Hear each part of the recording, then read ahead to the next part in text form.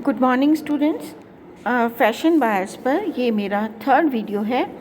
इससे पहले के दोनों वीडियोस में मैं आपको बता चुकी हूँ कि फ़ैशन बायर्स कौन होते हैं और उनके क्या रोल होते हैं, उनके क्या कार्य होते हैं।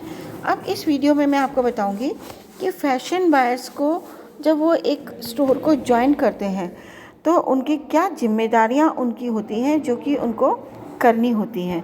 इसके अंदर जो सबसे पहले आपको पहले मैं बता ही चुकी हूँ कि फ़ैशन बायर्स क्या होते हैं, जो कि किसी एक स्टोर के लिए या एक किसी भी दुकान के लिए या बड़े शोरूम के लिए वो प्रोडक्ट को ख़रीदते हैं बेचने के लिए।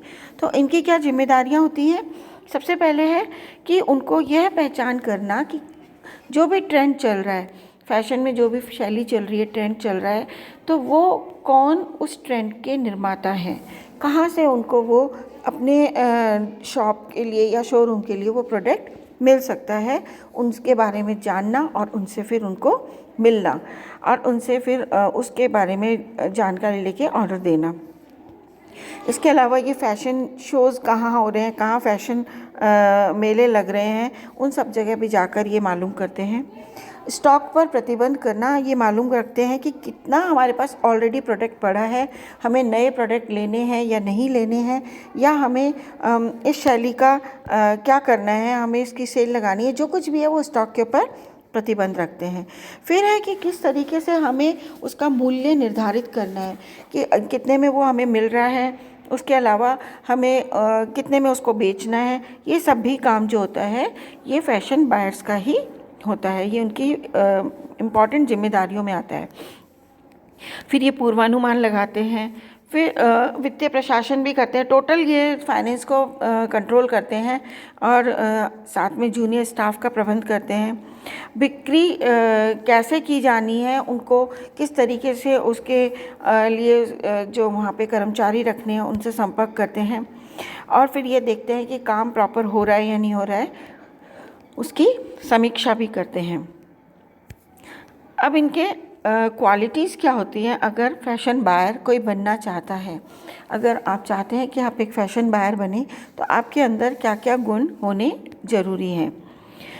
क्योंकि फ़ैशन बायर जो है, आजकल जो कंपटीशन बहुत ज़्यादा हो गया है हर चीज़ में, तो उसको हर चीज़ की नॉलेज बिल्कुल अप टू डेट होनी चाहिए फ़ैशन के बारे में। तो उसके अंदर उसको हर चीज़ की जानकारी होनी चाहिए, फ़ैशन के प्रति उसका रुझान होना ज़रूरी है। तो सबसे पहले है कि उसके अंदर बातचीत का कौशल होना चाहिए, क्योंकि उसे बहुत लोगों से बातचीत करनी पड़ती है, निर्माताओं से बातचीत करनी पड़ती है, सेलर से बातचीत करनी पड़ती है, तो नए कर्मचारियों से बातचीत करनी पड़ती है। तो उसके अंदर एक बातचीत का कौशल होना चाहिए, नेगोशिएशन स्किल होनी चाहिए, क्योंकि वो पैसों के मोल भाव भी करता है। तो ये सब क्वालिटी उसके अंदर होनी चाहिए। गणना कौशल होना चाहिए, उसको पूरी प्रॉपर कैलकुलेशन आनी चाहिए कि क्या चीज़ कितनी मात्रा में हो, कितनी मात्रा में नहीं हो, कितना उसकी ज़रूरत है, ये सब भी उसको गणना कौशल होने पर वो कर सकता है। उसके अंदर क्रिएटिविटी भी होनी चाहिए, क्योंकि क्रिएटिव होगा तभी वो फ़ैशन के प्रति उसी में रुझान होगा, नई चीज़ों के प्रति। जब वो उसके अंदर क्रिएटिविटी होगी तभी वो नई चीज़ों को आकर्षित कर पाएगा। कम्युनिकेशन स्किल या संचार कौशल भी उनमें होना चाहिए, क्योंकि वो अपनी बातों को दूसरों तक पहुंचाना है उसे। जब तक वो उसे कम्युनिकेट नहीं कर पाएगा तब तक वो उसको अपनी बातों को लोगों तक नहीं पहुंचा पाएगा। उसके अंदर व्यापारिक जागरूकता भी होनी चाहिए, कमर्शियल अवेयरनेस, उसको पता होना चाहिए किस तरीके से व्यापार किया जाता है, बिजनेस क्वालिटी उसके होना ज़रूरी है। उसके अंदर ऑर्गेनाइजेशन एंड प्लानिंग, ऑर्गेनाइजेशन की प्लानिंग करना भी आना चाहिए कि किस तरीके से संगठन बनाया जाता है, किस तरीके से संगठन टीम बनाई जाती है, इन सब की नॉलेज उसको होनी चाहिए। दबाव में सामना करने की उसके अंदर क्षमता होनी चाहिए, ability to cope under pressure, क्योंकि आजकल इतना कंपटीशन का ज़माना है कि हर तरफ से आपके ऊपर प्रेशर रहता है। अगर आप उस प्रेशर को सहन कर लेते हो तो आप आगे बढ़ सकते हो। खुद के अंदर कॉन्फिडेंस होना चाहिए, अपने अंदर विश्वास होना चाहिए कि मैं जो काम कर रहा हूँ वो बिल्कुल सही कर रहा हूँ। उसको अपने ऊपर भरोसा होना चाहिए कि मेरा काम जो है सही है, उसे किसी के कहने में अपने भरोसे को डावाडोल नहीं करना चाहिए। उसके अंदर निर्णय लेने की क्षमता होनी चाहिए, क्योंकि उसे बहुत बड़े बड़े डिसीजंस लेने होते हैं। उसको ये लेना होता है कि कहाँ से प्रोडक्ट लिया जाए, कितनी मात्रा में लिया जाए, कौन सा लिया जाए। अगर उसका निर्णय गलत होगा तो जितना भी शोरूम का जो भी लाभ है वो उसके निर्णय के ऊपर ही निर्भर करता है। अगर वो निर्णय गलत लेगा तो वो लाभ के ऊपर भी उसका असर पड़ेगा। कंप्यूटर स्किल्स आनी चाहिए, क्योंकि सारे रिकॉर्ड्स उसको अपने कंप्यूटर में रखने पड़ते हैं। वो अगर उसको कंप्यूटर स्किल्स नहीं आएंगे तो वो उसे दूसरों पे डिपेंडेंट रहना पड़ेगा और उसको अपने कार्य में बाधा आएगी। मैंने जैसे आपको पिछले उसमें पढ़ाया था कि उसे टीम बनाना आना चाहिए, टीम वर्क उसको, क्योंकि बहुत बड़ी टीम के साथ उसको काम करना होता है। उनको उन लोगों के साथ भी अपने काम को करना पड़ता है जो कि दूसरे विभाग के हैं, या फिर ऐसे लोगों के साथ काम करना पड़ता है जो कि दूसरे शोरूम्स के हैं, दूसरे प्रोडक्ट के हैं, लेकिन वो उससे रिलेटेड प्रोडक्ट हो सकते हैं। तो उसको अपनी टीम बनानी पड़ती है जिससे कि उनके साथ वो अच्छे से कार्य कर सके। फिर है उसके अंदर, ये मैं आपको बता ही चुकी हूँ, बातचीत का कौशल होना उसमें ज़रूरी है। नेक्स्ट है कि उसे, क्योंकि बहुत सारे व्यापारियों के साथ काम करना पड़ता है, उनके साथ खरीदना पड़ता है, उनके साथ ब्रांड्स के बारे में जानकारी लेनी होती है, प्रोडक्ट के बारे में जानकारी लेनी होती है और उसको प्लानिंग करनी होती है। तो इन सब के में उसको कुशल होना चाहिए। नेक्स्ट है फैशन मर्चेंडाइजिंग बनाम फैशन खरीदना, या fashion merchandising versus fashion buying. अब हम क्या डिफरेंस है दोनों में। अगर मैं कहती हूँ कि फैशन मर्चेंडाइजिंग, मैं आपको पहले पढ़ा चुकी हूँ टॉपिक, तो फैशन मर्चेंडाइजिंग क्या है कि हम अपनी फैशन शैलियों को इस प्रकार बेच रहे हैं कि लोग उसकी ओर आकर्षित हो रहे हैं। लेकिन फैशन बाइंग क्या है? फैशन बाइंग मतलब हम उस स्टोर पे चीज़ों को बेचने के लिए सामान खरीद रहे हैं। दोनों में अंतर है। फैशन उद्योग में जो भी लाभ है वो डिपेंड करता है कि हमने उसमें कैसी फैशन शैलियाँ रखी हैं, किस तरह के परिधान रखे हैं, वो उस क्षेत्र के अनुसार परिधान है या नहीं है, और वो वहाँ के ग्राहकों की मांग पूरी करते हैं या नहीं करते हैं, इसके ऊपर उसका लाभ निर्भर करता है।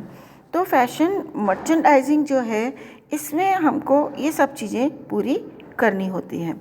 ये देखिए दोनों में डिफरेंस बताया कि बायर का होता है, बायर का जो मार्केट होता है वो होता है जिसमें वो सप्लाई ज़्यादा रखता है डिमांड से।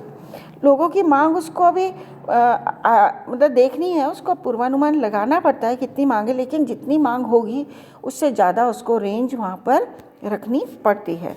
जबकि सेलर कौन है? मर्चेंडाइज़र।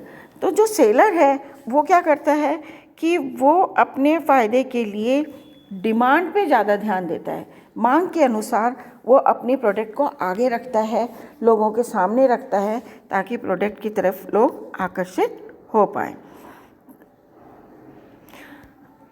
मर्चेंडाइजिंग के उद्देश्य क्या होते हैं? मेन उद्देश्य उसका क्या होता है कि अपनी जो भी उसकी उपलब्ध वस्तुएं हैं, क्योंकि स्टोर भर चुका है, बायर क्या कर रहा है? स्टोर को भर रहा है, सामान ला के दे रहा है, सामान को भर रहा है। मर्चेंडाइजर क्या कर रहा है कि उस सामान को इस प्रकार प्रदर्शित कर रहा है कि लोग उसकी तरफ ध्यान दें, स्टोर के अंदर उनको क्या क्या चीज़ें हैं उनको पता चल सके, और वो किस क्वालिटी का है। अगर मान लो क्वालिटी भी ढंग की अच्छी नहीं है तो भी वो उसको इस तरह से प्रदर्शित करे कि लोग उसकी ओर आकर्षित हों। जिस तरह से स्टोर की स्थापना की जाती है उस पर ग्राहक का प्रभाव बहुत निर्भर करता है। अगर वो आकर्षक तरीके से अपने स्टोर को प्रदर्शित करेगा तो ग्राहक निश्चित रूप से बहुत अधिक संख्या में वहाँ पर आएंगे। तो फैशन व्यापारी अपने ग्राहकों के प्रवाह को बढ़ाने का उद्देश्य मुख्य रूप से रखता है, जबकि जो खरीदार है, खरीदार में हम खरीदार नहीं उसमें है, क्योंकि हम खरीदार सिर्फ अपने लिए चीज़ खरीदते हैं। जबकि यहाँ जो मैं खरीदार की बात कर रही हूँ वो खरीदार वो हैं जो कि स्टोर के लिए सामान खरीद रहे हैं। फैशन खरीदार का मुख्य काम क्या होता है कि उन कपड़ों, उन शैलियों का चुनाव करना जो कि उस स्टोर के लिए, उस क्षेत्र की मांग को पूरा करते हुए भरे जाएंगे। इसमें मर्चेंडाइज़र का भी सहयोग वो इसमें लेता है, क्योंकि मर्चेंडाइज़र और बायर दोनों का मकसद है कि उस स्टोर के लिए लाभ कमाना, इसलिए दोनों एक दूसरे के साथ मिलकर इस स्टोर के लिए काम करते हैं। खरीदार जो हैं फैशन रुझान से तय करता है कि या पूर्वानुमान से तय करता है कि ग्राहक आगे क्या चाहेगा, उसके आधार पर उसे ऑर्डर करता है और अपने माल को ट्रैक करके कि वो कहाँ तक पहुँचा है, किस तरह का पहुँचा है, उसकी क्वालिटी सही है या नहीं, और वो उसको अपने स्टोर में भरता है। ये बायर मार्केट और सेलर मार्केट के बीच में कंपैरिजन है कि buyer means fashion buyers, seller market means fashion merchandiser. तो बायर की क्या होती है, डिमांड अभी नहीं आई है, केवल पूर्वानुमान है, उसके आधार पर वो चीज़ें ला रहे हैं। सेलर्स के पास क्या है, डिमांड आ चुकी है, उसके आधार पर वो अपनी चीज़ों को प्रदर्शित करता है। तो वहाँ डिमांड अधिक महत्वपूर्ण है, जबकि बायर्स के बीच में अभी डिमांड के आधार पर प्रोडक्ट उतने नहीं होते हैं। इसमें इन्वेंट्री हायर होती है। इन्वेंट्री मीन्स जो प्रोडक्ट वो अपने स्टोर में ला रहे हैं वो अधिक होते हैं, जबकि सेलर्स जो होते हैं अपनी इन्वेंट्री को प्रदर्शन में रखते हैं तो वो उतनी ज़्यादा नहीं होती है। इनके पास ज़्यादा लंबा समय होता है, जबकि सेलर्स के पास समय कम होता है। बायर्स के पास अधिक ऑफ़र होते हैं और उनके पास कम ऑफ़र होते हैं, जबकि सेलर्स के पास, क्योंकि वो अपनी शॉप में तरह तरह की चीज़ों को प्रदर्शित कर सकते हैं। फिर है ये प्राइस इनके हाथ में होता है कम या ज़्यादा करना, जबकि सेलर्स को पहले से ही प्राइस दिए गए होते हैं, उसी के आधार पर वो मार्केटिंग करते हैं। तो ये बायर्स और उसके अंदर डिफरेंस है।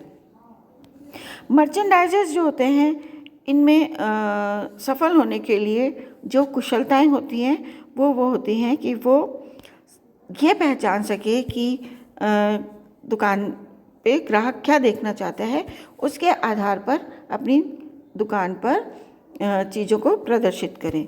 दूसरी बात कि उनको जितना आकर्षक बना सकता है, जितना उस शैली को प्रदर्शित कर सकता है, हाईलाइट कर सकता है, उनको डिस्प्ले करना चाहिए, ताकि उसकी और वो अपनी कुशलता के आधार पर उसको डिस्प्ले कर कर अपने ग्राहकों के प्रभाव को बढ़ा सकता है। जबकि अगर हम एक बायर की स्किल को देखें तो बायर के अंदर क्या है कि उसके अंदर स्किल होती है, मैं जैसे आपको पीछे सारी पढ़ा चुकी हूँ कि उनमें मोल भाव करना आना चाहिए, उनको गणित की कुशलता होनी चाहिए, बातचीत करनी आनी चाहिए, उनको कई तरह के लोगों से क्योंकि टीम बनाना आना चाहिए, संवाद करना आना चाहिए, ये सारी कुशलताएं उसको ज़रूरी होती हैं। तो ये अभी तक मैंने आपको जो बताया कि किस तरीके से बायर्स और सेलर्स यानी कि फैशन मर्चेंडाइजर